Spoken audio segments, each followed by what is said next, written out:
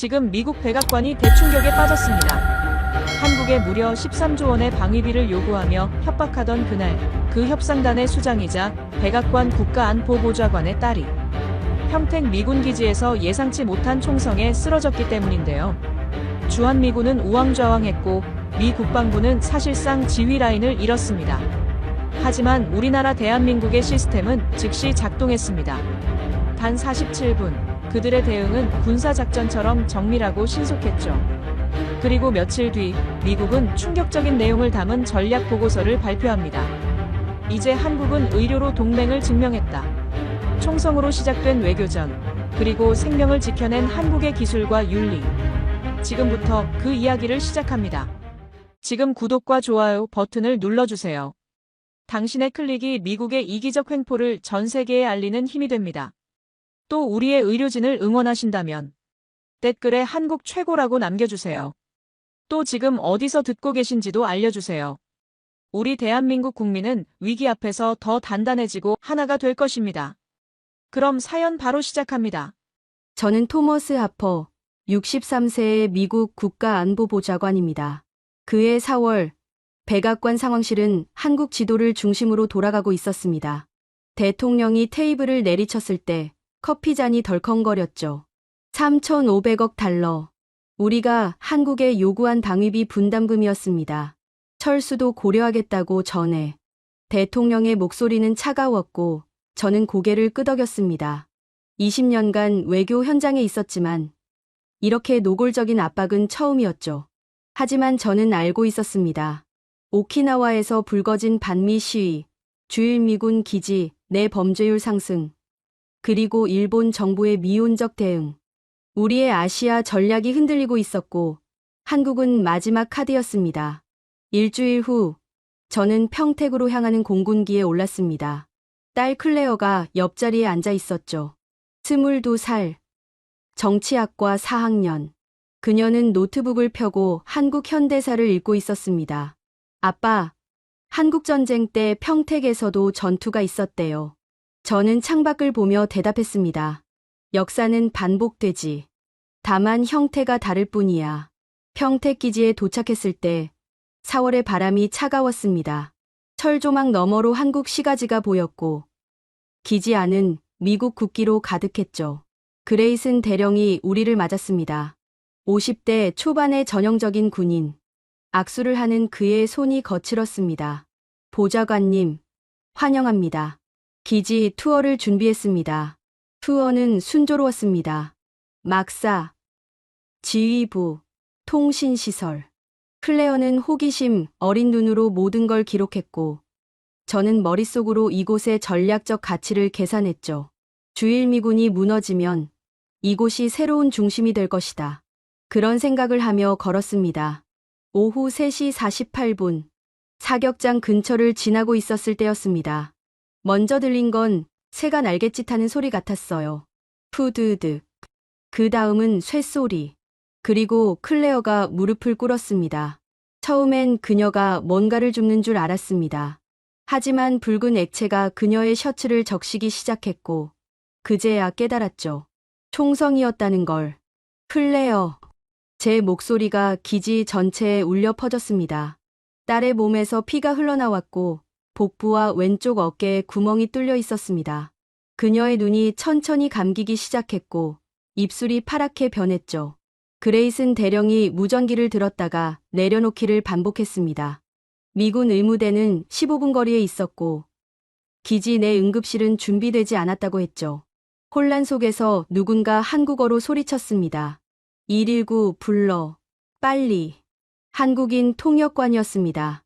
그가 휴대폰을 꺼내 번호를 눌렀고 2분도 안 되어 사이렌 소리가 들렸죠. 붉은색 구급차가 기지 게이트를 통과했고 파란 유니폼을 입은 구급대원들이 뛰어내렸습니다. 그들은 묻지 않았습니다. 국적이 뭔지, 신분이 뭔지. 그저 클레어의 맥박을 확인하고 지혈을 하고 산소 마스크를 씌웠죠. 한 구급대원이 제게 말했습니다. 아버님, 따님 살릴게요. 걱정 마세요. 구급차 안은 작은 수술실 같았습니다. 심전도 모니터가 삐 소리를 내고 수액이 주렁주렁 달렸죠. 클레어의 얼굴은 창백했지만 가슴은 여전히 오르내렸습니다. 살아있다. 그 사실만으로도 숨이 막혔습니다. 굿모닝 병원 응급실 앞에 도착했을 때 의료진이 대기하고 있었습니다. 하얀 가운을 입은 의사가 클레어를 보자마자 지시를 내렸죠. 수술실 준비. 혈액 O형 열팩. 외과, 흉부외과 대기. 병원 복도를 달리는 그들의 발소리가 제 심장 소리보다 빨랐습니다. 수술실 앞에서 간호사가 저를 막았습니다. 여기서 기다리셔야 해요. 빨간 불이 켜진 수술실 문. 그 너머에서 딸이 죽어가고 있었습니다. 복도 의자에 앉아 손을 모았지만 기도는 나오지 않았죠.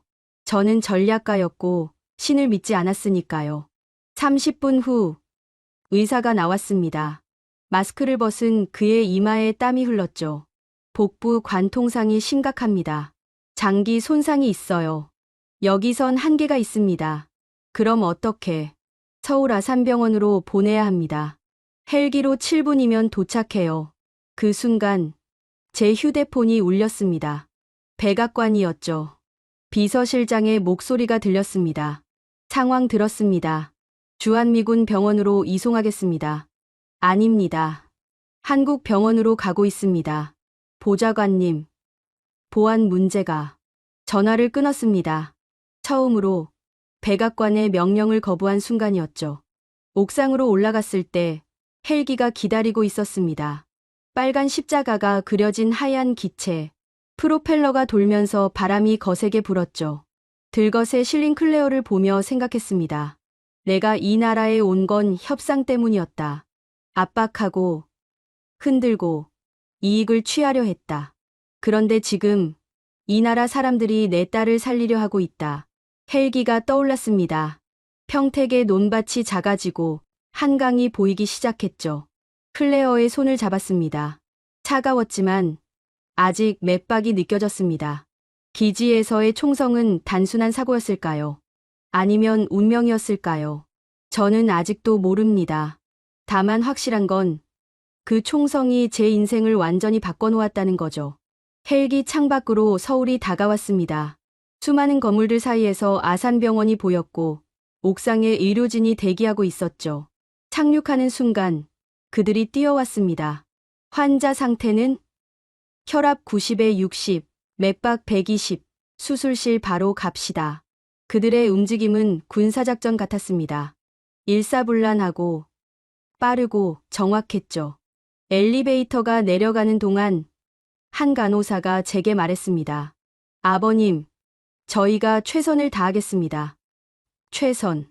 그 단어가 이렇게 무겁게 느껴진 적이 없었습니다. 서울 아산병원 응급실은 전쟁터였습니다. 헬기에서 내린 클레어를 둘러싸고 10명이 넘는 의료진이 움직였죠. 누군가는 심전도를 확인하고 누군가는 초음파를 대고 또 누군가는 피가 묻은 거즈를 교체했습니다. 그 와중에 한 의사가 제게 다가왔습니다. 보호자분이시죠? 설명드릴게요. 30대 후반으로 보이는 여의사였습니다. 이름표에 응급의학과 김수진이라고 적혀 있었죠. 그녀의 목소리는 차분했지만 눈빛은 날카로웠습니다. 총알이 복부를 관통했습니다. 간 우엽과 소장 일부가 손상됐고 대량 출혈이 진행 중이에요. 왼쪽 어깨는 다행히 뼈는 피했지만 근육 파열이 심합니다. 의학 용어들이 머릿속을 스쳤지만 단 하나만 들렸습니다. 대량 출혈. 살 수 있습니까? 김 의사가 잠시 멈췄다가 대답했습니다. 지금부터 47분이 관건입니다. 골든타임이에요. 골든타임. 생과 사를 가르는 시간. 저는 외교에서도 그런 순간들을 겪었지만 이렇게 직접적인 건 처음이었죠. 수술실로 향하는 복도를 달리면서 의료진들이 전문 용어를 주고받았습니다. 하지만 그들의 한국어 사이에서 이상하게도 모든 게 이해됐습니다. 긴박함, 집중, 그리고 의지. 언어를 넘어선 무언가가 있었죠. 외과 대기 중입니다. 혈관 외과도 합류했어요. 수술실 3번, 준비 완료. 수술실 문이 열렸습니다. 그 너머로 거대한 무영등이 보였고 초록색 수술포가 깔려 있었죠. 클레어가 수술대로 옮겨지는 순간 김 의사가 제 어깨를 잡았습니다. 보호자분은 여기까지입니다. 대기실에 계세요. 문이 닫혔습니다. 빨간 불이 켜졌고 저는 복도에 홀로 남았죠. 대기실은 조용했습니다. 몇몇 가족들이 앉아 있었지만 각자의 걱정에 빠져 있었죠. 벽에 걸린 시계가 똑딱거렸습니다. 오후 4시 32분. 저는 의자에 앉아 손을 모았습니다. 그리고 처음으로, 진짜 처음으로 기도를 시작했죠. 신을 믿지 않는 제가 누구에게 기도하는지도 모른 채 10분이 지났습니다. 복도에서 발소리가 들렸고 간호사가 뛰어가는 게 보였습니다. 손에 혈액팩을 들고 있었죠. O형, 클레어와 같은 혈액형이었습니다. 20분이 지났습니다. 수술실 문이 잠깐 열렸다가 닫혔습니다. 안에서 의사들의 목소리가 새어나왔죠. 급했지만 패닉은 아니었습니다. 통제된 긴장감이었죠. 30분이 지났습니다. 제 휴대폰이 또 울렸습니다. 이번엔 대통령이었습니다. 톰, 클레어는 어떤가? 수술 중입니다. 대통령님. 주한미군 병원으로 옮기게. 최고의 군의관들이. 아닙니다. 여기가 최고입니다. 침묵이 흘렀습니다.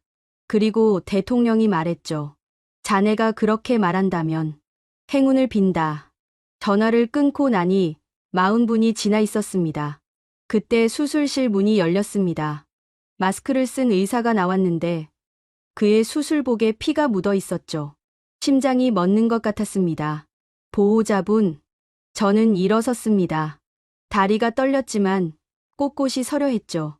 1차 지혈에 성공했습니다. 하지만 그 단어에 모든 공포가 담겨 있었습니다.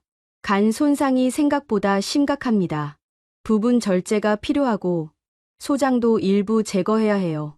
지금부터가 진짜입니다. 47분. 김 의사가 말한 골든타임이 끝났지만 전쟁은 계속되고 있었죠. 얼마나 더 걸립니까? 3시간. 어쩌면 4시간. 확답은 못 드려요. 의사가 다시 수술실로 들어갔습니다. 저는 의자에 주저앉았죠. 그리고 창밖을 봤습니다. 서울의 하늘은 맑았고 사람들은 평범하게 오가고 있었습니다. 세상은 그대로인데 제 세계는 무너지고 있었죠. 그때 누군가 제 옆에 앉았습니다. 50대로 보이는 한국인 남성이었습니다. 따님이십니까? 저는 고개를 끄덕였습니다. 저도 딸이 수술받고 있어요. 교통사고였죠. 벌써 5시간째입니다. 그가 제게 종이컵을 건넸습니다. 따뜻한 커피였죠. 여기 의사들 정말 최고예요. 제 아내도 작년에 여기서 살았습니다. 말기암이었는데 완치됐어요. 믿기 힘든 이야기였지만 그의 눈빛은 진실했습니다. 미국 분이신가요? 네. 멀리서 오셨네요. 걱정 많이 되시겠어요. 그는 더 묻지 않았습니다. 그저 옆에 앉아 있었죠. 때로는 침묵이 최고의 위로였습니다. 1시간이 더 지났을 때 수술실에서 간호사가 나왔습니다. 하퍼 보호자님? 예. 수술이 순조롭게 진행되고 있습니다. 의사 선생님이 전화래요. 조금만 더 기다려달라고. 순조롭게. 그 단어가 이렇게 아름답게 들릴 줄은 몰랐습니다. 옆자리의 남성이 미소 지었습니다. 보세요. 희망이 있잖아요. 저녁 7시 수술실 불이 꺼졌습니다. 문이 열리고 의료진이 나왔습니다. 모두 지쳐 보였지만 표정은 밝았죠. 김수진 의사가 마스크를 벗으며 다가왔습니다. 성공했습니다. 단 2단어였지만 제 인생에서 들은 가장 아름다운 문장이었습니다. 간 우엽 30%를 절제했고 소장 50cm를 제거했습니다. 출혈은 모두 잡았고 생체 징후도 안정됐어요. 어깨 수술도 깨끗하게 끝났습니다. 정말 살았다는 겁니까? 네. 물론 앞으로 회복 과정이 중요하지만 고비는 넘겼습니다. 저는 김 의사의 손을 잡았습니다. 떨리는 손으로 힘껏 잡았죠. 감사합니다.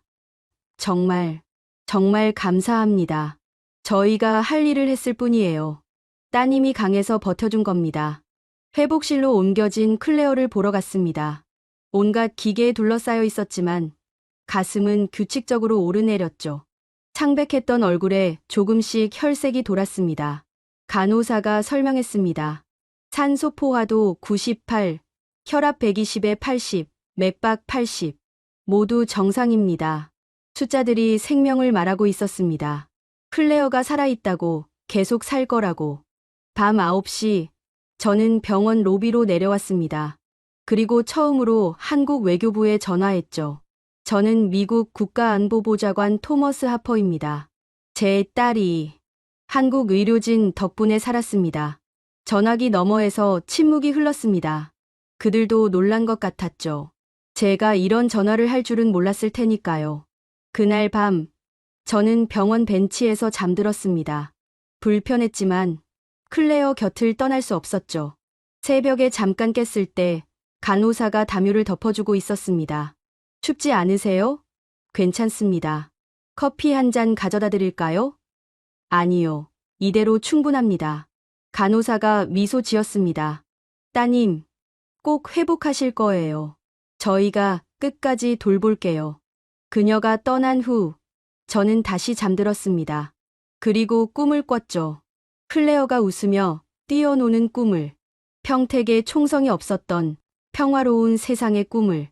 새벽 5시, 회복실에서 알람이 울렸습니다. 저는 벤치에서 벌떡 일어났고 의료진이 뛰어가는 걸 봤죠. 심장이 다시 쪼그라들었습니다. 클레어, 또 무슨 일이 생긴 건가? 하지만 간호사가 저를 진정시켰습니다. 따님이 아니에요. 다른 환자분이십니다. 걱정 마세요. 안도의 한숨이 나왔지만 동시에 죄책감도 들었죠. 누군가의 위기에 안도하다니. 하지만 저는 아버지였고 이기적일 수밖에 없었습니다. 아침 8시, 회진이 시작됐습니다. 20명이 넘는 의료진이 클레어의 침대를 둘러쌌죠. 가운데 선 의사는 60대로 보였습니다. 이름표에 외과 과장 박준혁이라고 적혀 있었죠. 어젯밤 수술한 환자입니다. 총상으로 인한 복부 관통상, 간 우엽 절제, 소장 부분 절제술 시행했습니다. 젊은 의사들이 차트를 들여다보며 기록했습니다. 박 과장이 클레어의 배를 살짝 눌렀죠. 그리고 초음파 기계를 가져오라고 지시했습니다. 복강 내 출혈이나 감염 징후는 없나? CT상 깨끗합니다. 항생제 반응은? 양호합니다. CRP 수치 떨어지고 있습니다. 의학 용어들이 오갔지만 박 과장의 표정이 밝아서 안심이 됐죠. 그가 제게 다가왔습니다. 미국에서 오신 보호자분이시죠? 네, 저는 알고 있습니다. 뉴스에 나왔어요. 뉴스. 그제야 생각났습니다. 평택 기지 총격 사건이 언론에 보도됐을 거란 걸. 따님 상태는 예상보다 훨씬 좋습니다. 젊어서 회복이 빠를 거예요. 다만, 또 그 단어. 다만, 총알이 심장에서 불과 2cm 떨어진 곳을 지나갔습니다. 조금만 빗나갔어도. 박 과장이 태블릿을 꺼내 CT 사진을 보여줬습니다. 총알이 지나간 경로가 붉은 선으로 표시돼 있었죠. 심장을 아슬아슬하게 비켜간 궤적이었습니다. 이건 의학적으로도 설명하기 힘든 행운입니다. 행운. 저는 그 단어를 믿지 않았지만 이번만큼은 믿고 싶었습니다. 그런데 수술 중에 특이한 걸 발견했습니다. 박 과장이 화면을 확대했습니다. 총알 파편이 간동맥 근처에 박혀 있었는데 이게 오히려 지혈작용을 했어요. 파편을 제거하는 순간 대량 출혈이 시작됐죠. 그래서요? 저희가 보유한 AI 수술 보조 시스템을 활용했습니다. 실시간으로 혈관 경로를 3차원으로 재구성해서 가장 안전한 접근로를 찾았죠.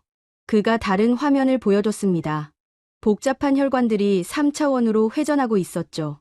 이 기술 없었으면 수술 시간이 2배는 걸렸을 겁니다. 그만큼 위험도 커졌겠죠. AI 수술 시스템. 미국에서도 막 도입 단계인 기술이었습니다. 그런데 한국은 이미 실전에서 사용하고 있었죠. 이 시스템은 언제부터? 3년 전부터 운영 중입니다. 한국 자체 개발이에요. 정확도는 98%를 넘죠. 순간 제 머릿속에서 무언가가 무너졌습니다. 한국을 압박하러 온 저였는데 한국의 기술이 딸을 살린 거였죠. 오전 10시, 클레어가 눈을 떴습니다. 처음엔 눈꺼풀만 떨리더니 천천히 눈을 뜨고 저를 봤죠. 목소리는 나오지 않았지만 입술이 움직였습니다. 아빠. 클레어, 아빠야. 괜찮아. 넌 살았어. 그녀의 눈에서 눈물이 흘렀습니다. 저도 참을 수 없었죠. 20년간 외교 현장에서 포커페이스를 유지했던 제가 딸 앞에서 무너졌습니다. 간호사가 다가와 클레어의 상태를 확인했습니다. 의식이 명료하네요. 정말 다행이에요. 그녀가 클레어의 손을 잡고 말했죠. 손가락 움직여 보실 수 있어요? 하나, 둘. 클레어가 천천히 손가락을 움직였습니다. 약하지만 분명한 움직임이었죠. 훌륭해요. 이제 조금씩 회복될 거예요. 오후가 되자 예상치 못한 방문객들이 왔습니다. 먼저 온 건 한국 외교부 차관이었습니다. 40대 후반의 여성 외교관이었죠. 하퍼 보좌관님, 따님은 좀 어떠신가요? 덕분에 안정을 찾았습니다. 다행입니다. 저희 정부에서도 최선을 다해 지원하겠습니다. 그녀는 과일 바구니를 놓고 갔습니다. 형식적인 방문이 아니라 진심이 느껴졌죠. 다음은 더 놀라웠습니다. 평택 시장이 왔던 거죠. 50대 남성이었는데 영어를 잘 못해서 통역관과 함께 왔습니다. 우리 평택에서 이런 일이 일어나서 정말 죄송합니다. 그가 깊이 고개를 숙였습니다. 사과할 일이 아닌데도요. 평택 시민들이 모금을 했습니다. 치료비에 보태시라고. 봉투를 내밀었지만 저는 받을 수 없었습니다. 마음만 받겠습니다. 정말 감사합니다. 시장이 떠난 후 간호사가 말했죠. 평택 시민들이 헌혈도 많이 하셨어요. 따님과 같은 혈액형으로요. 모르는 사람들이 딸을 위해 피를 나눴다는 사실에 가슴이 뜨거워졌습니다. 저녁 6시, 박준혁 과장이 다시 찾아왔습니다. 내일 일반 병실로 옮길 수 있을 것 같습니다. 벌써요?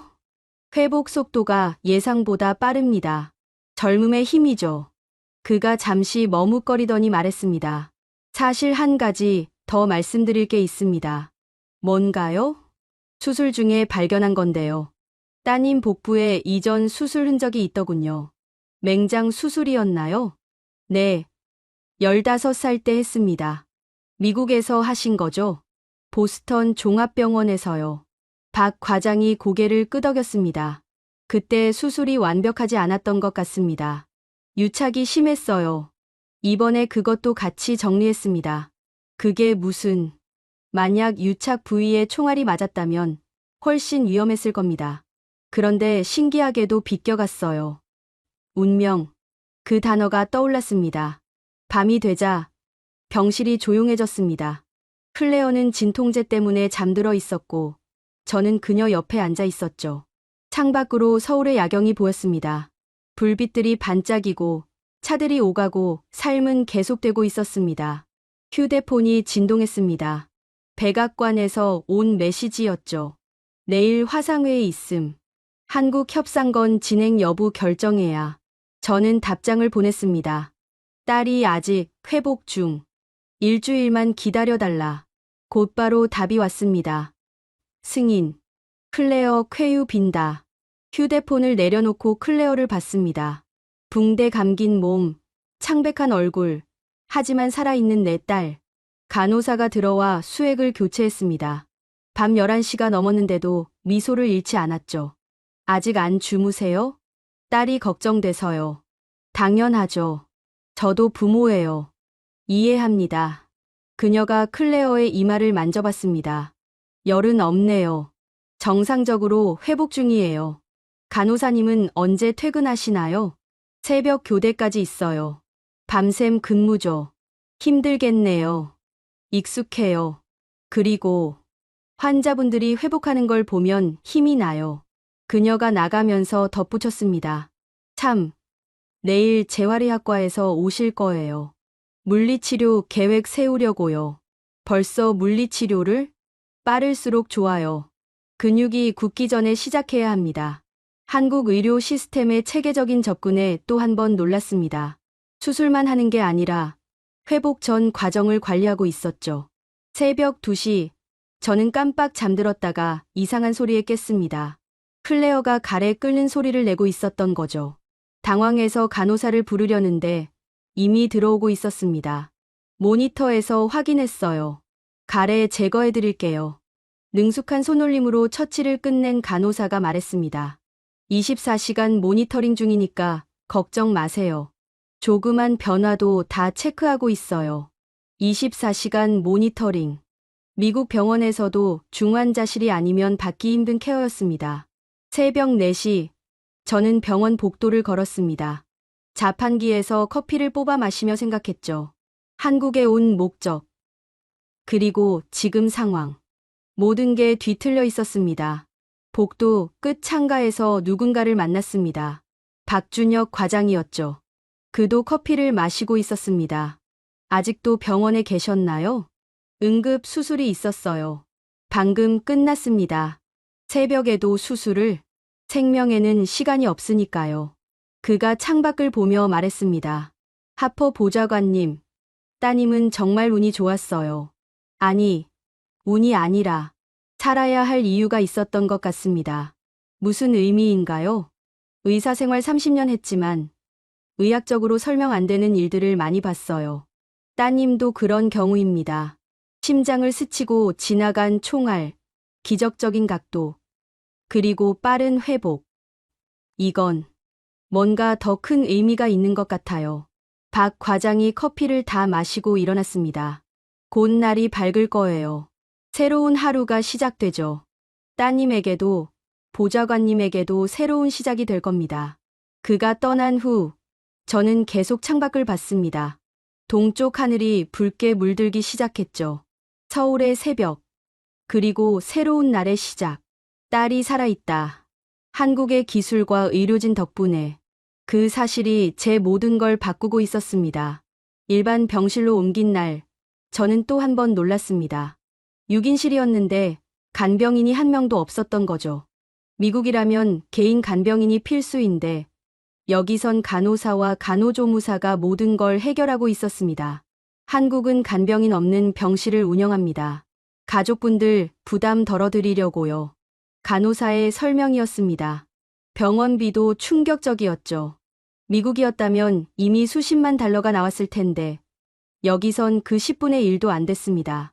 클레어 옆 침대에는 70대 할머니가 계셨습니다. 위암 수술을 받으셨다고 했죠. 할머니가 제게 말을 걸었습니다. 따님이 미국 군이라며? 뉴스에서 봤어. 네, 그렇습니다. 에고, 먼 타국에서 고생이 많아. 밥은 먹었어? 처음 보는 외국인에게도 밥부터 묻는 정. 그게 한국이었습니다. 오후 2시, 재활의학과 의사가 왔습니다. 30대 초반의 젊은 여의사였죠. 물리치료 계획 세우러 왔습니다. 설명드릴게요. 그녀가 태블릿을 꺼내 3차원 모델을 보여줬습니다. 클레어의 근골격계를 스캔한 영상이었죠. 어깨 근육이 많이 손상됐지만 신경은 무사합니다. 꾸준히 재활하면 90% 이상 회복 가능해요. 90%라면 일상생활에 전혀 지장 없다는 뜻입니다. 운동도 가능하고요. 희망적인 소식이었습니다. 그런데 더 놀라운 건 다음이었죠. 저희가 개발한 재활 로봇을 사용할 예정입니다. AI가 환자 상태를 분석해서 맞춤형 운동을 제공해요. 재활 로봇. 미국에서도 아직 연구 단계인 기술이었습니다. 저녁이 되자 뜻밖의 방문객이 왔습니다. 퇴근했다던 김수진 의사였죠. 사복 차림으로 과일을 들고 왔습니다. 그냥 걱정돼서 들렀어요. 퇴근하셨다면서요. 집에 가는 길에 잠깐 들른 거예요. 그녀가 클레어의 차트를 확인했습니다. 근무 시간이 아닌데도 의사의 눈빛은 여전히 날카로웠죠. 회복이 정말 빠르네요. 내일이면 죽도 먹을 수 있을 것 같아요. 김 의사가 떠나려다 돌아섰습니다. 하퍼 보좌관님, 혹시 괜찮으시다면 여쭤봐도 될까요? 뭐든 물어보세요. 왜 주한미군 병원으로 가지 않으셨어요? 그쪽이 더 편하셨을 텐데. 순간 저도 대답하기 어려웠습니다. 그때는 본능적이었으니까요. 느낌이 여기가 맞다는 느낌이 들었습니다. 김 의사가 미소 지었습니다. 잘 선택하셨어요. 여기 외상팀은 전국 최고예요. 그녀가 간 후 저는 복도로 나왔습니다. 그리고 우연히 의사들의 대화를 듣게 됐죠. 미국 외교관 딸이라며? 부담스럽겠다. 그러게. 실수하면 국제 문제 될 수도. 야. 그래도 환자는 환자야. 국적이 무슨 상관이야. 맞아. 우리는 의사니까. 생명 살리는 게 우선이지. 그들의 대화에서 의료인의 자부심이 느껴졌습니다. 정치와 외교를 넘어선 순수한 의료 정신이었죠. 밤 9시, 클레어가 처음으로 말을 했습니다. 아빠. 목소리는 작았지만 분명했습니다. 클레어. 아빠, 여기 있어. 여기가 어디예요? 한국 병원이야. 서울 아산병원. 그녀가 천천히 주위를 둘러봤습니다. 총소리가 기억나요. 이제 괜찮아. 다 끝났어. 클레어의 눈에 눈물이 고였습니다. 죽는 줄 알았어요. 하지만 살았잖아. 한국 의사들이 널 살렸어. 그때 간호사가 들어왔습니다. 밤 근무 간호사였는데 낮에 본 분과는 다른 사람이었죠. 깨어나셨네요. 다행이에요. 물 좀 드실래요? 간호사가 빨대를 대주며 조심스럽게 물을 먹였습니다. 클레어가 작게 감사합니다라고 말했죠. 한국어로. 한국어 할 줄 아세요? 조금. 대학에서 배웠어요. 간호사가 놀라며 웃었습니다. 발음이 좋으시네요. 한국 좋아하세요? 네. K-팝 좋아해요. 어머. 누구 좋아해요? 일순간 병실 분위기가 밝아졌습니다. 총상 환자와 간호사가 아이돌 이야기를 하고 있었죠. 이런 게 진짜 치유가 아닐까 싶었습니다. 새벽 1시, 저는 또 깨어 있었습니다. 병실 창밖으로 보이는 한강. 다리 위로 차들이 오가고 강변도로 불빛들이 흐릿하게 이어졌죠. 평화로운 풍경이었습니다.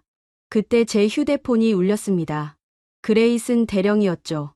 보좌관님, 사건 조사 결과가 나왔습니다. 뭐라고 나왔습니까? 7탄 오발 사고로 결론 났습니다. 안전 수칙 미준수였고요. 그게 다입니까? 예. 뭔가 숨기는 게 있다는 느낌이 들었지만 지금은 그게 중요하지 않았습니다. 클레어가 살아있다는 것, 그것만이 중요했죠.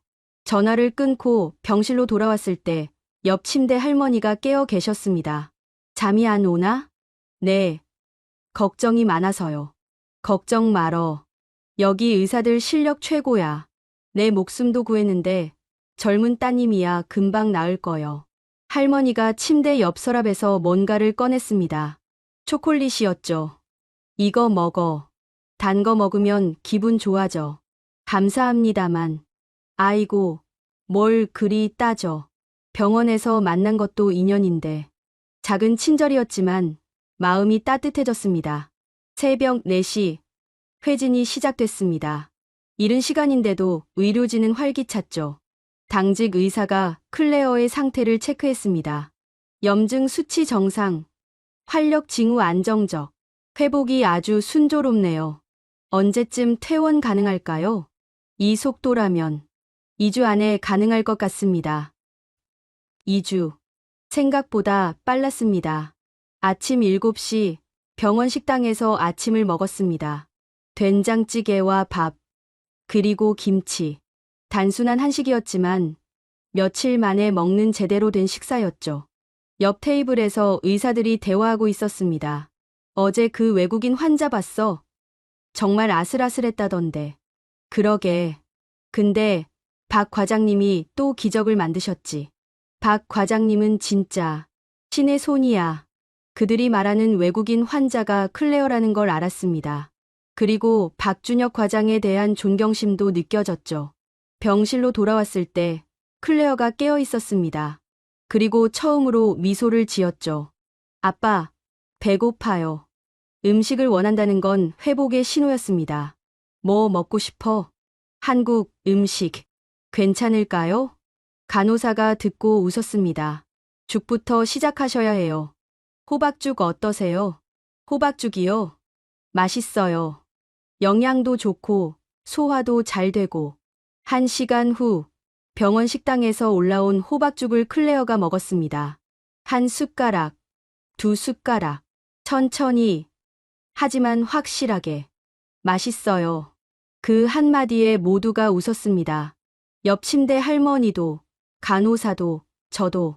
정오가 되자 병실에 특별한 방문객이 왔습니다. 한국보건복지부 장관이었죠. 50대 여성으로 의사 출신이라고 했습니다. 하퍼 보좌관님, 따님은 좀 어떠신가요?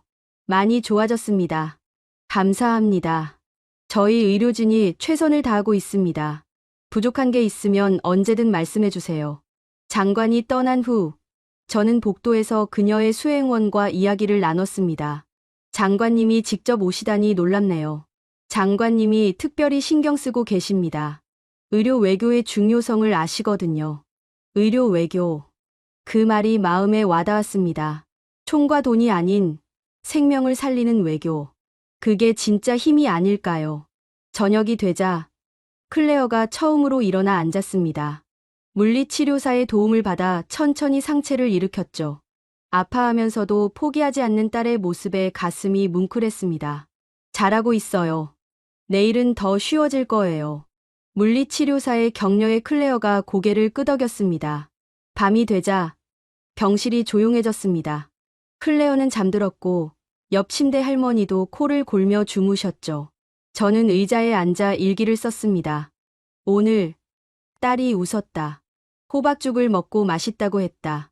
한국어로 감사하다고 했다. 이 모든 게 기적이다. 나는 20년간 외교를 하면서 수많은 협상을 했다. 이기고, 지고, 때론 타협했다. 하지만 이번엔 다르다. 이건 협상이 아니다. 이건 인간애다.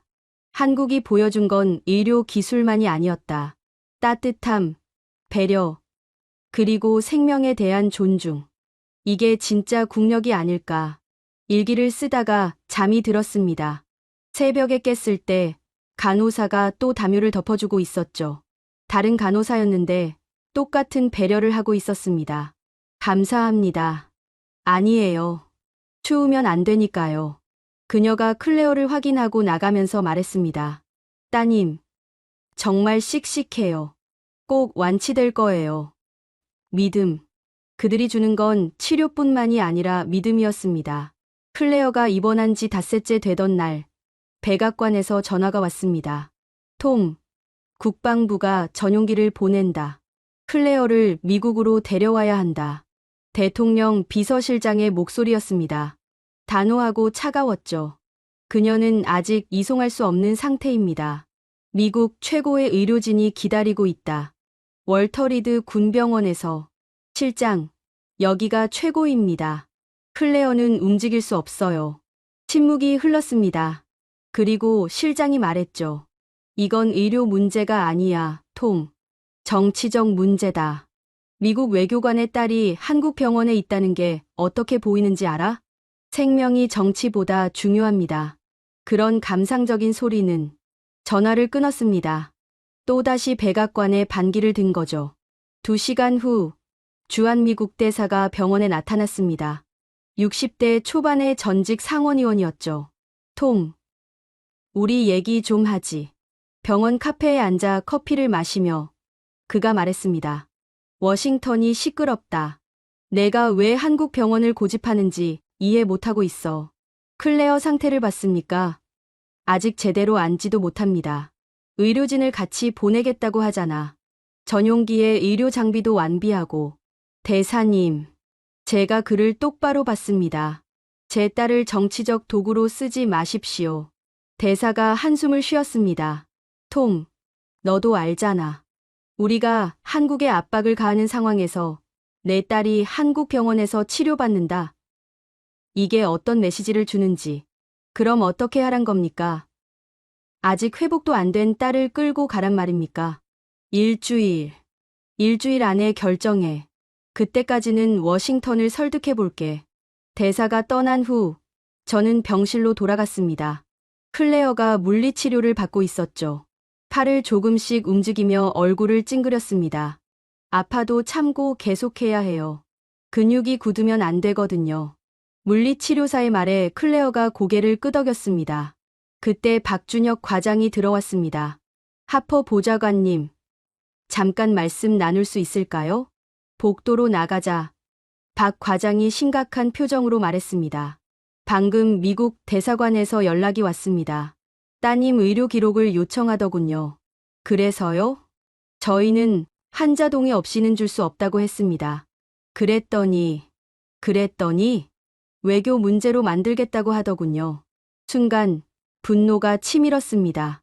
내 나라가, 내 정부가 이런 식으로 압박을 하다니. 박 과장님, 부탁이 있습니다. 말씀하세요. 클레어의 의료 기록은 절대 넘기지 마세요. 제가 모든 책임을 지겠습니다. 박 과장이 고개를 끄덕였습니다. 당연합니다. 환자의 권리는 외교보다 우선이니까요. 그날 저녁, 한국 외교부 차관이 다시 찾아왔습니다. 하퍼 보좌관님, 미국 정부가 공식적으로 환자 이송을 요청했습니다. 알고 있습니다. 저희 입장이 난처합니다.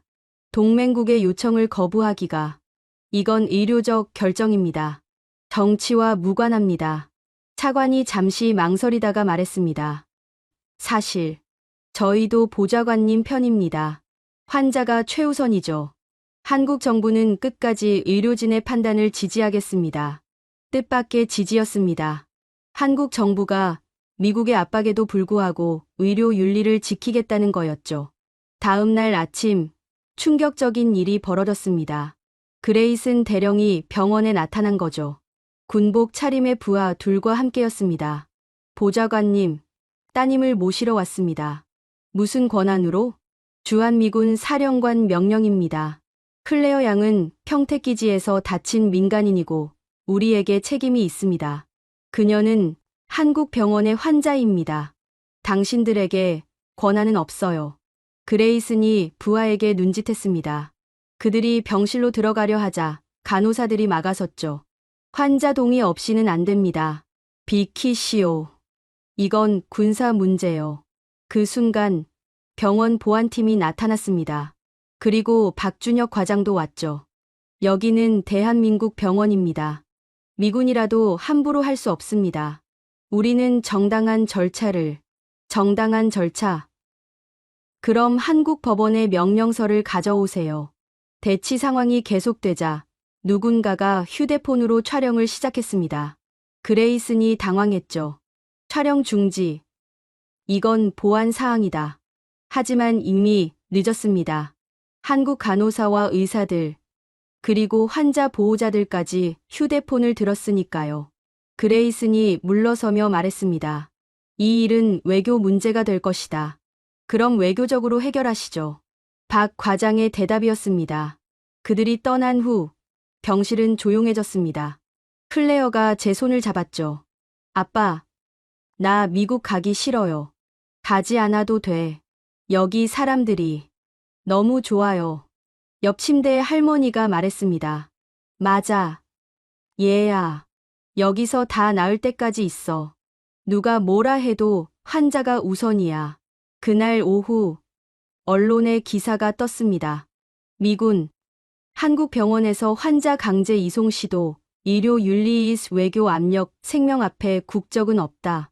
여론이 들끓었습니다. 한국 시민들은 병원을 지지했고 미국의 압박을 비판했죠. 저녁 CNN에서 전화가 왔습니다. 하퍼 보좌관님, 인터뷰 요청입니다. 거절합니다. 왜 한국 병원을 선택하셨는지 국민들이 궁금해합니다. 딸의 생명이 최우선이었기 때문입니다. 짧은 답변이었지만 그게 전부였습니다. 밤 10시 박준혁 과장이 회진을 왔습니다. 오늘 일 때문에 불편하셨죠? 오히려 감사합니다. 막아주셔서. 저희는 의사입니다. 환자를 지키는 게 의무죠. 그가 클레어의 상태를 확인하며 말했습니다. 내일부터 보행 연습 시작할 수 있을 것 같습니다. 벌써요? 네. 회복이 예상보다 훨씬 빠릅니다. 희망적인 소식이었습니다. 새벽 2시 저는 백악관에 이메일을 보냈습니다. 클레어는 아직 이송 불가능. 의료진 판단 따르겠음. 정치적 압박 중단 요청. 답은 오지 않았습니다. 하지만 저는 개의치 않았죠. 딸이 먼저였으니까요. 새벽 4시 복도를 걷다가 당직 간호사를 만났습니다. 오늘 일. 죄송합니다. 미군이 그런 식으로 나올 줄은. 보좌관님 잘못이 아니에요. 그리고 저희는 익숙해요. 익숙하다고요? 가끔 VIP 환자들 때문에 이런 일이 있어요. 하지만 저희는 절대 굴복하지 않습니다. 환자가 최우선이니까요. 그녀의 말에서 자부심이 느껴졌습니다. 아침이 되자 뜻밖의 전화가 왔습니다. 프랑스 대사관이었죠. 하퍼 보좌관님, 저는 프랑스 대사관 보건 담당관입니다. 무슨 일이시죠? 어제 뉴스를 봤습니다. 저희도 한국 의료 시스템에 감명받았습니다. 혹시 괜찮으시다면 따님 회복 과정을 취재하고 싶은데. 취재요? 네.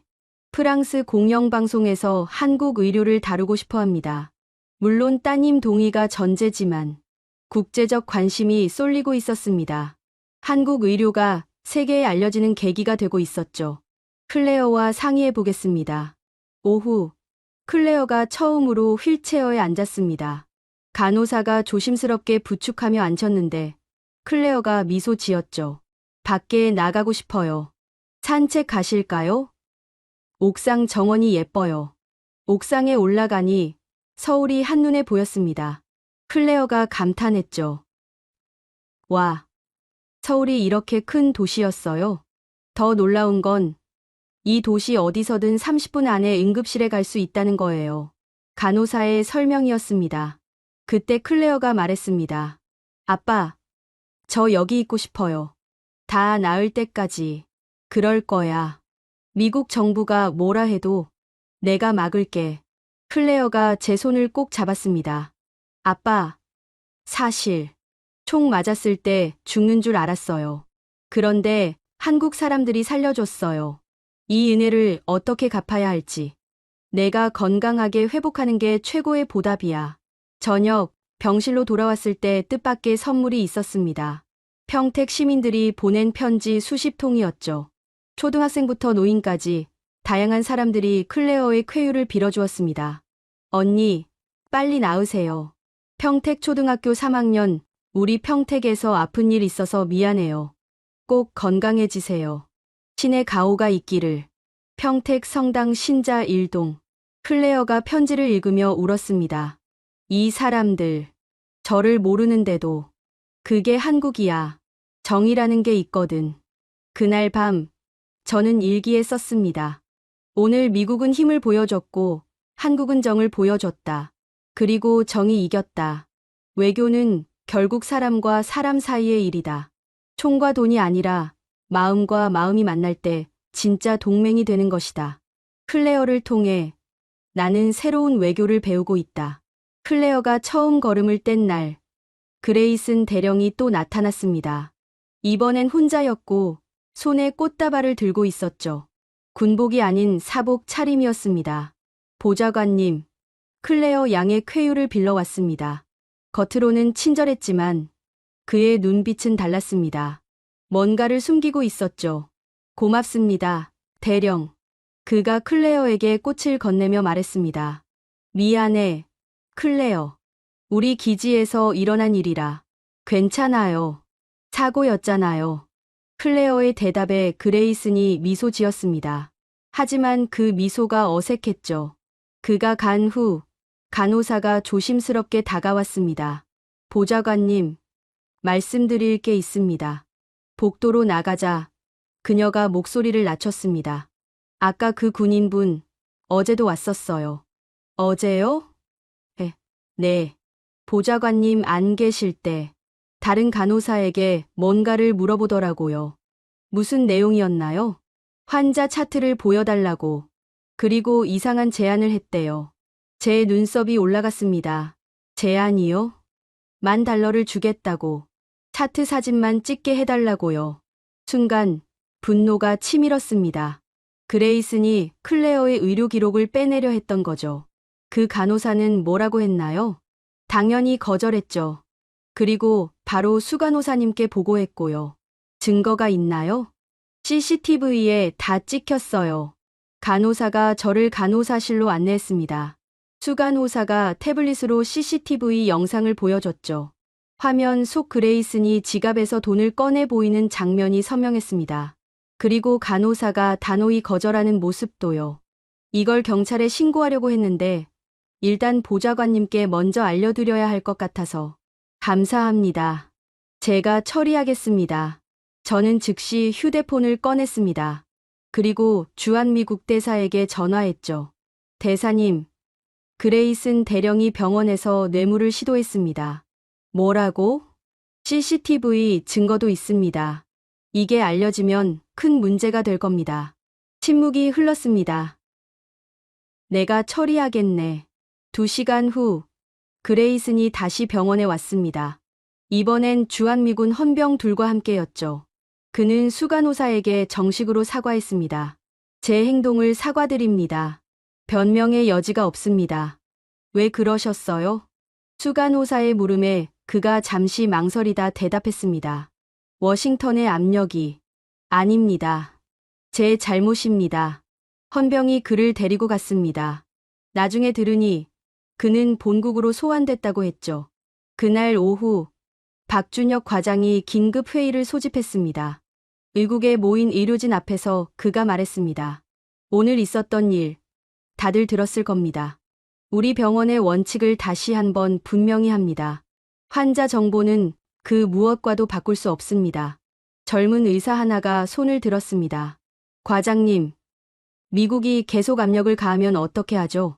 그때도 답은 같습니다. 우리는 의사고 그들은 환자입니다. 그게 전부예요. 한 간호사가 말했습니다. 근데 $10,000면 진짜 큰 돈인데. 모두가 웃었습니다. 하지만 박 과장이 진지하게 말했죠. 우리가 지키는 건 돈으로 살 수 없는 것들입니다. 신뢰, 윤리, 그리고 생명. 그걸 잊으면 우리는 의료인이 아닙니다. 회의가 끝난 후 저는 박 과장에게 다가갔습니다. 죄송합니다. 저 때문에 병원이 곤란하게. 보좌관님 잘못이 아닙니다. 오히려 이번 일로 우리 직원들의 자부심이 더 강해졌어요. 무슨 의미인가요? 보세요. $10,000를 거절한 간호사, 환자를 지킨 의료진. 이게 한국 의료의 힘입니다. 저녁, 클레어가 물었습니다. 아빠, 왜 그레이슨 대령이 그런 짓을 했을까요?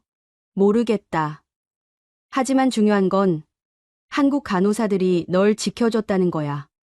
정말 대단한 사람들이에요. 그날 밤 뜻밖의 방문객이 왔습니다. 젊은 한국인 남성이었는데 기자라고 자신을 소개했죠. 저는 한국일보 기자 김진수입니다. 제보를 받았는데요. 무슨 제보요? 평택 기지 총격 사건. 단순 사고가 아니라는데요. 제 심장이 빨라졌습니다. 계속하세요. 제보자는 당시 현장에 있던 한국인 통역관입니다. 총격 직전 미군 병사 둘이 다투는 걸 봤다고 합니다. 다툼이요? 네. 그리고 한 명이 다른 병사의 총을 빼앗으려다가 오발이 났다고요. 실수가 아니라 다툼 중 발생한 사고. 이건 완전히 다른 이야기였습니다. 증거가 있나요? 통역관이 녹음한 파일이 있습니다. 다툼 소리가 들려요. 김 기자가 휴대폰으로 녹음 파일을 들려줬습니다. 영어로 욕설이 오가는 소리. 그리고 총성. 이걸 왜 지금? 그레이슨 대령이 은폐하려 했답니다. 통역관에게도 돈을 제안했고요. 퍼즐이 맞춰지기 시작했습니다. 그레이슨이 클레어의 의료 기록을 빼내려 한 것도 사건을 은폐하려는 시도였던 거죠. 이걸 보도할 겁니까? 먼저 보좌관님 의견을 듣고 싶었습니다. 따님이 피해자니까요. 저는 잠시 고민했습니다. 이게 알려지면 미군의 치부가 드러날 것이고 외교 문제는 더 복잡해질 겁니다. 하지만 진실은 밝혀져야 합니다. 보도하세요. 김 기자가 놀란 듯 물었습니다. 정말이요? 미국 정부가 곤란해질 텐데. 제 딸이 죽을 뻔했습니다. 그리고 그들은 그걸 숨기려 했고요. 이건 용납할 수 없습니다. 다음 날 아침, 기사가 터졌습니다.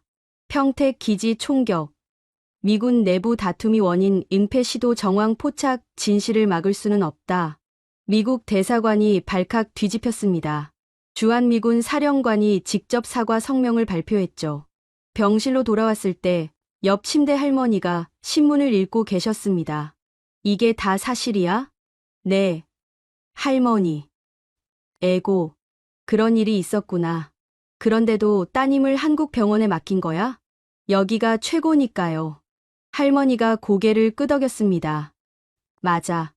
여기가 최고야. 오후, 박준혁 과장이 웃으며 들어왔습니다. 좋은 소식입니다.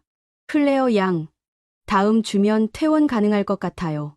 정말요? 클레어가 환하게 웃었습니다. 단, 통원 치료는 계속해야 합니다. 물리치료도 받아야 하고요. 여기 계속 다녀도 되나요? 당연하죠. 언제든 환영입니다. 그날 저녁, 저는 백악관에 보고서를 보냈습니다. 평택 사건 진실 확인.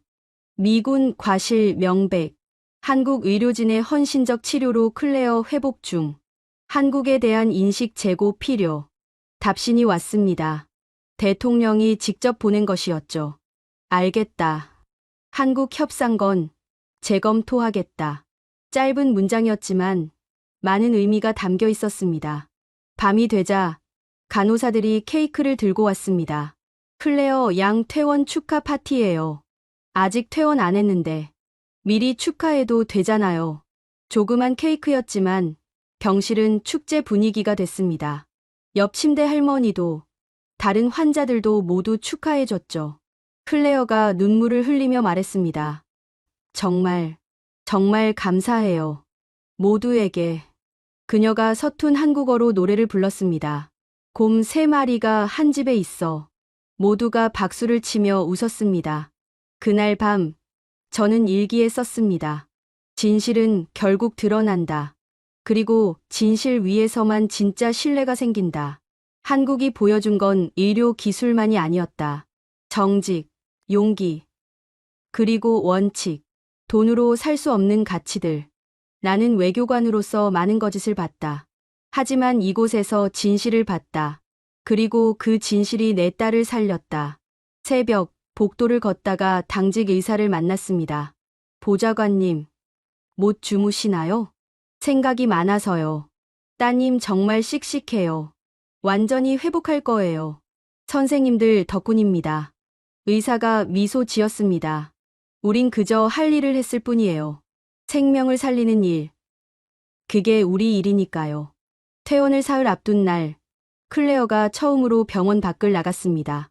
물리치료실까지 혼자 걸어간 거였죠. 보조기를 착용했지만 자기 발로 걸었습니다.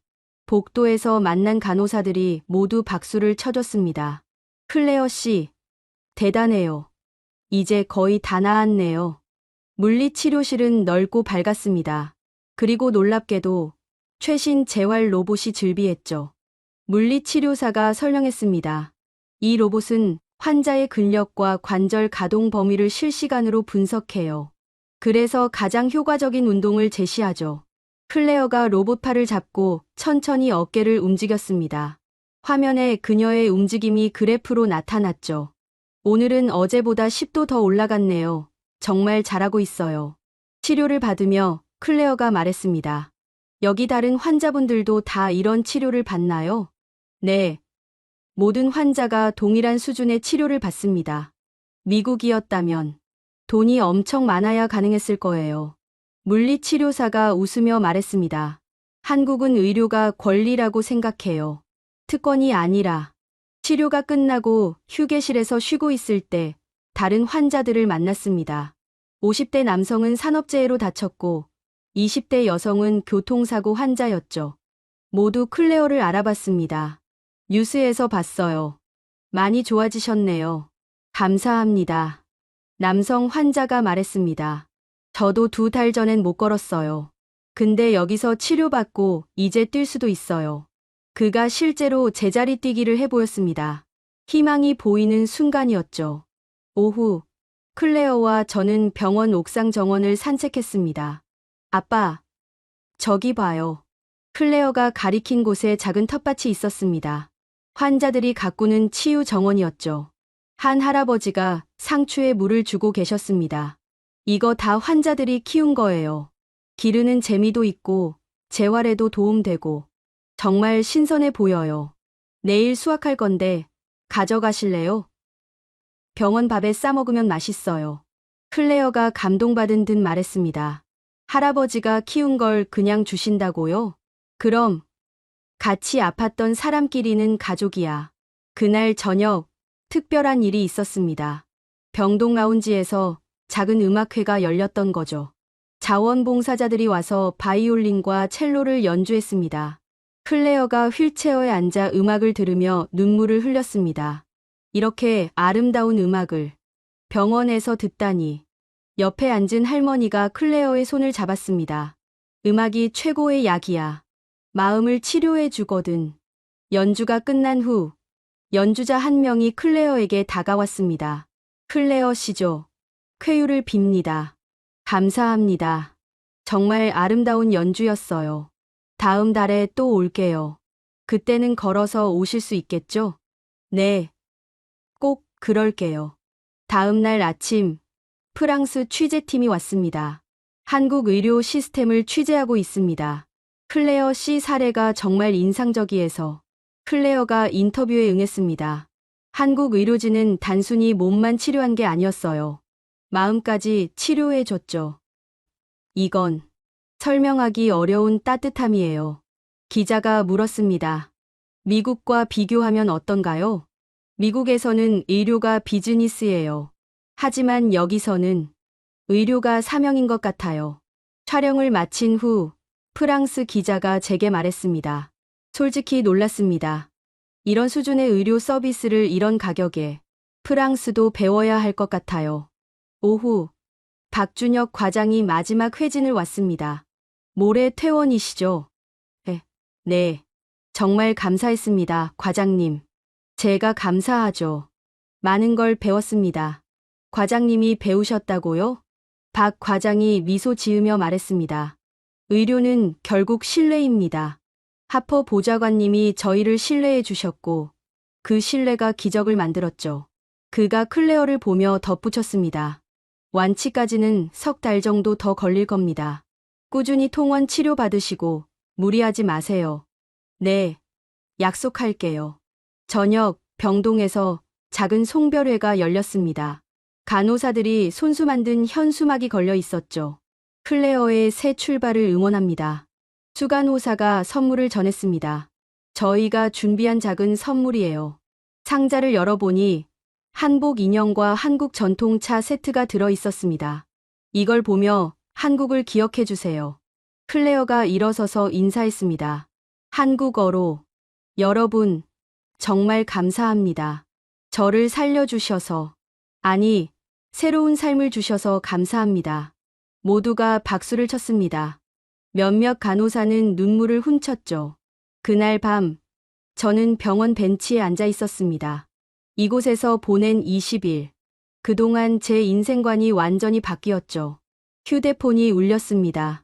백악관이었습니다. 톰. 한국 협상건은 백지화됐다. 대통령이 결정했다. 무슨 의미입니까? 방위비 인상 요구를 철회한다. 그리고 한국과의 의료 협력을 확대하기로 했다. 놀라운 소식이었습니다. 클레어 사건이 영향을 미쳤나요? 그것도 있고 한국 의료 시스템에 대한 보고서를 봤다. 우리가 배워야 할 게 많더군. 전화를 끊고 하늘을 봤습니다. 별이 빛나고 있었죠. 새벽 2시 마지막으로 병실을 돌아봤습니다. 클레어는 깊이 잠들어 있었고 옆 침대 할머니도 평화롭게 주무시고 있었죠. 당직 간호사가 조용히 들어와 체온을 체크했습니다. 마지막 날까지도 그들의 헌신은 계속됐습니다. 퇴원 당일 아침 많은 사람들이 배웅 나왔습니다. 박준혁 과장, 김수진 의사, 간호사들, 물리치료사들, 그리고 같은 병실 환자들까지 할머니가 클레어를 꼭 안아주셨습니다. 건강하게 잘 지내. 한국 또 놀러와. 네. 할머니도 건강하세요. 병원 로비로 내려가는 엘리베이터 안에서 클레어가 말했습니다. 아빠, 여기 정말 떠나기 싫어요. 또 올 수 있어. 통원 치료도 받아야 하고. 아니, 그게 아니라 이 사람들이 너무 그리울 것 같아요. 밖으로 나왔을 때 놀라운 광경이 펼쳐졌습니다. 평택 시민 수십 명이 플래카드를 들고 있었던 거죠. 클레어 양의 건강을 기원합니다. 한미 우정 영원히 다시 만나요. 클레어가 손을 흔들며 인사했습니다. 시민들도 손을 흔들어 답했죠. 차에 타면서 뒤를 돌아봤습니다. 서울 아산병원. 이곳은 단순한 병원이 아니었습니다. 생명의 요람이었고, 희망의 터전이었고, 사랑의 공동체였습니다. 클레어가 제 손을 잡으며 말했습니다. 아빠, 저 약속할게요. 이 은혜를 꼭 갚을게요. 어떤 방식으로든. 그래, 그게 최고의 보답이야. 차가 출발했습니다. 그리고 저는 생각했죠. 한국에 와서 잃은 건 편견이었고, 얻은 건 진실이었다고. 외교관으로서의 오만을 내려놓고 한 인간으로서의 겸손을 배웠다고. 호텔로 향하는 차 안에서 클레어가 창밖을 보며 말했습니다. 아빠, 이 도시의 병원들이 다 저런가요? 아마도. 그럼 한국 사람들은 정말 행복하겠네요. 아플 때 걱정하지 않아도 되니까. 그녀의 말이 맞았습니다. 의료 걱정 없는 나라. 그게 진짜 선진국 아닐까요? 퇴원 후 일주일. 저는 클레어와 함께 다시 서울 아산병원을 찾았습니다. 통원 치료를 위해서였지만 마치 집에 돌아온 것 같은 기분이었죠. 로비에 들어서자 안내 데스크 직원이 환하게 웃으며 맞아줬습니다. 클레어 씨, 많이 좋아지셨네요. 감사해요. 여기 오니까 마음이 편해요. 물리치료실에서 클레어는 놀라운 진전을 보였습니다. 보조기 없이도 팔을 머리 위까지 올릴 수 있었죠. 완벽해요. 회복 속도가 정말 빨라요. 물리치료사의 칭찬에 클레어가 자랑스럽게 웃었습니다. 그때 박준혁 과장이 들어왔습니다. 하퍼 보좌관님, 잠깐 말씀 나눌 수 있을까요? 과장실로 가는 길. 그가 말했습니다. CNN에서 인터뷰 요청이 왔습니다. 클레어 양 사례를 다큐멘터리로 만들고 싶다고요. 병원은 어떻게 생각하시나요? 의료진 입장에선 부담스럽지만 한국 의료를 알릴 좋은 기회인 것 같습니다. 저는 잠시 생각하다가 답했습니다. 클레어와 상의해 보겠습니다. 그날 오후 저는 평택 기지를 다시 방문했습니다. 새로 부임한 기지 사령관이 저를 맞았죠. 그레이슨과는 완전히 다른 사람이었습니다. 하퍼 보좌관님, 먼저 사과드립니다. 우리 기지에서 일어난 일에 대해 이미 지난 일입니다. 그래도 책임을 져야죠. 그래서 준비한 게 있습니다. 그가 저를 한 건물로 안내했습니다. 문을 열자 놀라운 광경이 펼쳐졌죠. 한미의료협력센터라는 간판이 걸려 있었습니다. 평택 시민과 미군 가족을 위한 공동의료시설입니다. 한국 의료진과 미군 의료진이 함께 일할 거예요. 이게 언제? 클레어 양 사건 이후 긴급히 추진했습니다. 워싱턴도 승인했고요. 협력이 아닌 통합, 진정한 동맹의 모습이었습니다. 저녁, 호텔로 돌아온 저는 백악관에 보고서를 작성했습니다. 한국 의료 시스템 심층 분석 보고서. 서론은 이렇게 시작했습니다. 한국이 보여준 것은 기술이 아니라 철학이었다. 의료를 권리로 보는 관점, 생명 앞에 평등한 자세, 그리고 공동체 정신. 이것이 한국 의료의 진짜 힘이다. 보고서를 보내고 나니 대통령에게서 직접 전화가 왔습니다. 톰, 보고서 잘 봤다. 인상적이야. 감사합니다. 대통령님. 한국과의 관계 다시 정립해야 할 것 같아. 압박이 아닌 협력으로. 현명한 판단이십니다. 클레어는 어떤가? 거의 다 회복했습니다. 한국 의료진 덕분에. 대통령이 잠시 침묵하다가 말했습니다. 톰, 자네가 옳았어. 때론 힘보다 신뢰가 더 강한 법이지.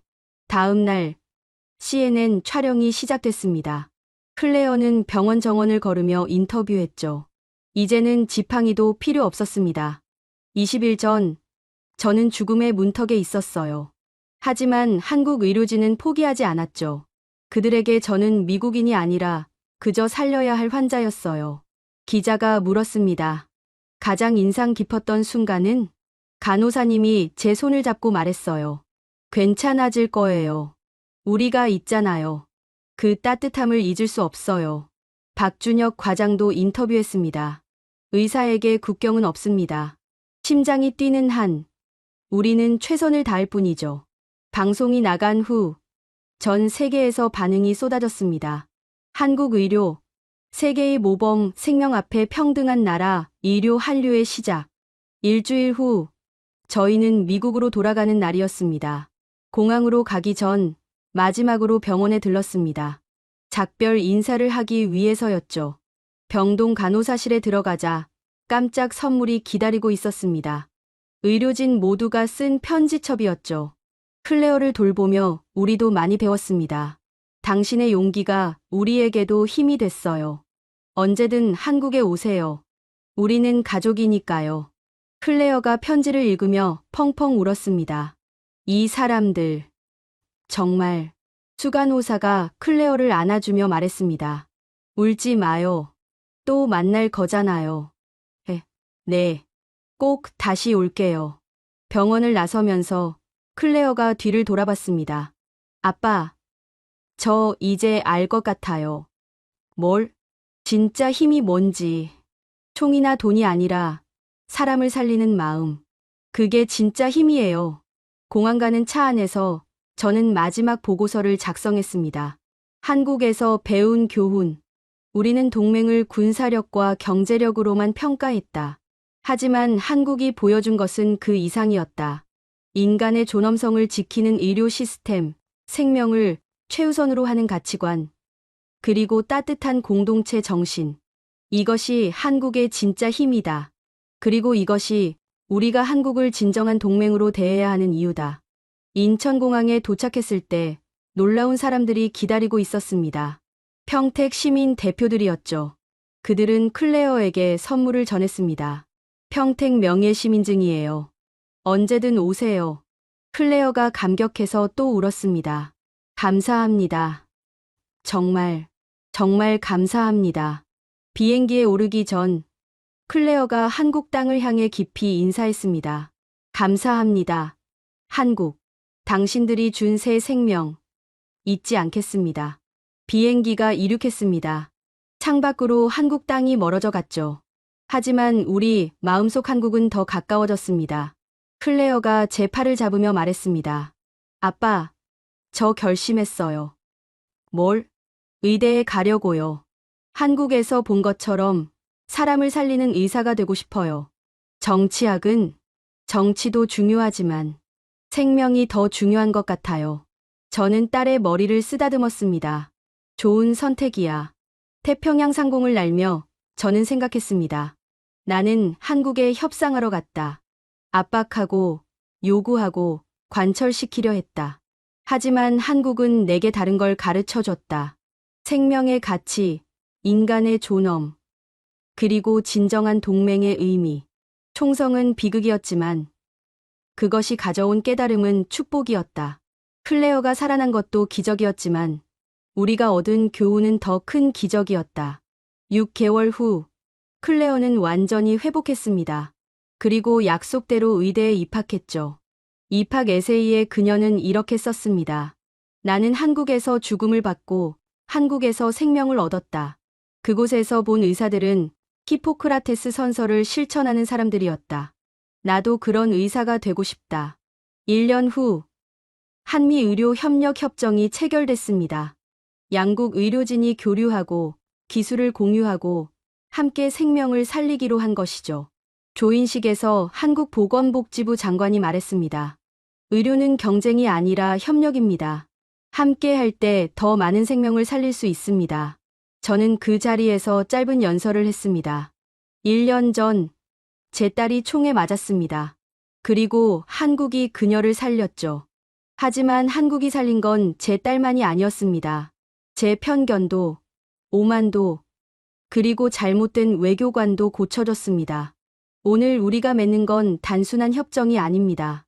생명을 위한 동맹입니다. 박수가 터져 나왔습니다. 그리고 저는 객석에서 미소 짓는 클레어를 봤죠. 건강하게, 당당하게 서 있는 내 딸을. 오늘도 저는 그때를 생각합니다.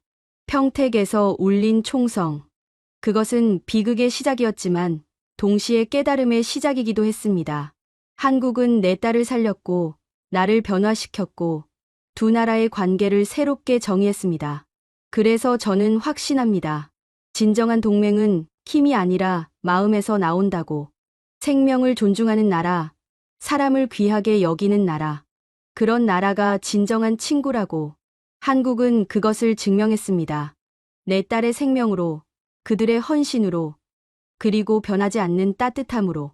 여러분은 언제 자신의 나라가 위대하다고 느끼셨나요? 저는 압니다. 나라의 위대함은 군사력이나 경제력이 아니라 그 나라가 생명을 대하는 자세에서 나온다는 것을. 한국은 그런 나라였습니다. 그리고 영원히 제 마음속에 그런 나라로 남을 것입니다. 이것이 제가 평택에서, 서울에서, 그리고 한국에서 배운 모든 것입니다. 감사합니다. 한국. 당신들이 보여준 인간애를 잊지 않겠습니다. 이 이야기가 여러분 마음에 닿았기를 바랍니다. 그리고 혹시 한국이라는 나라의 진짜 모습이 궁금하시다면 직접 만나보시기 바랍니다. 여러분도 제가 느낀 그 따뜻함을 느끼실 수 있을 겁니다. 수 있을 겁니다. 수 있을 겁니다. 수 있을 겁니다. 수 있을 겁니다. 수 있을 겁니다.